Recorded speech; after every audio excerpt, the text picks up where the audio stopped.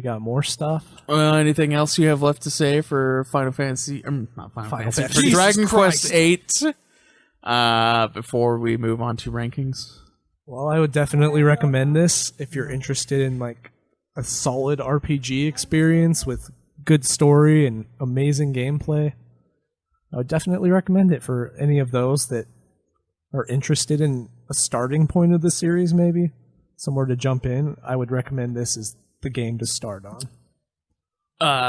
Yeah, I would agree with that. From what I've played of Dragon Quest XI, I would also say that's another one to start at. So those two would be like the best ones to start with. They're very similar from what I've played of 11. So it'd be easy to jump into either one from either game. And since the Dragon Quest games age pretty well, like they're not their system is very traditional. The graphics are basically like the same the whole time.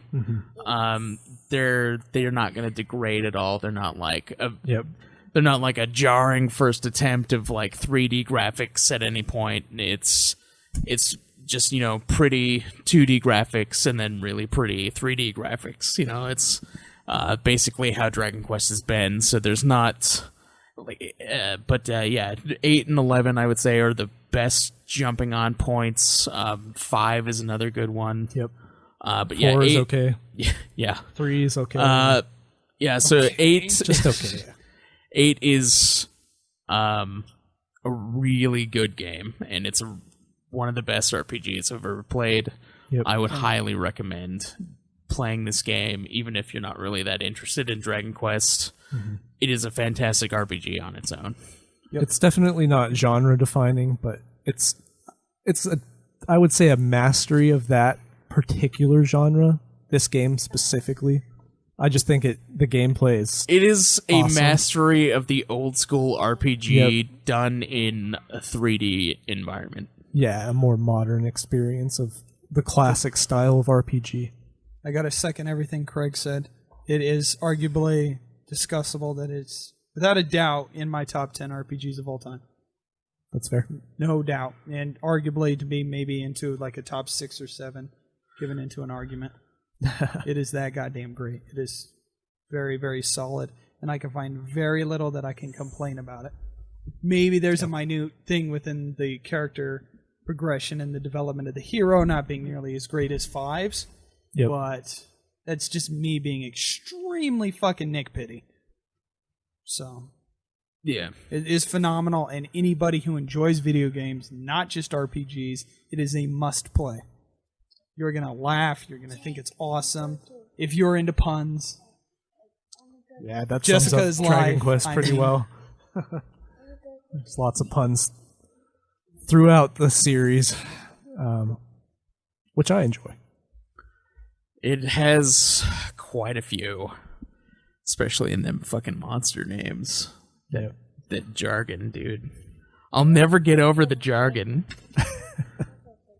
From which one? From like 8, and I think it's in a few other ones. It's that like dragon dude who has the jar that's like tapping on it. It's just a dragon carrying a jar, and it's called a jargon. Oh my gosh. That's funny though. It's so dumb, but it's like, all right. we're gonna roll with it. It get a chuckle from me. And it probably did. Yeah. He throws sand at you, which is a huge pain in the ass because it blinds you. Yeah, I don't like that status. He was like, I think most of them were like right at the beginning. They're not very strong enemies. Yeah.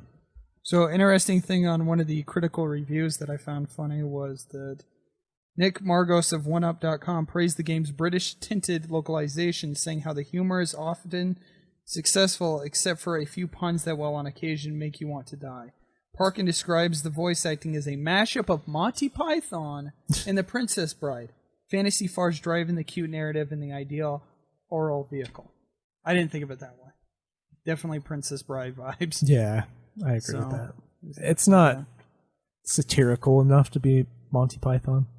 No, not nearly as much, but it's definitely got the pun humor in there. And some of the legacy is that basically most of the characters are clearly already playable in Heroes and Heroes 2.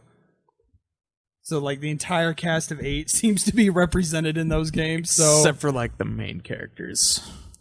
I think the main characters are never playable in the Heroes games. I think it's just, like, the other characters. Okay, but That's a I cool definitely know aspect. there's Angelo, Jessica, and Yangus are all in the cast. So that's Yeah, they probably are. more than any other one. Yeah.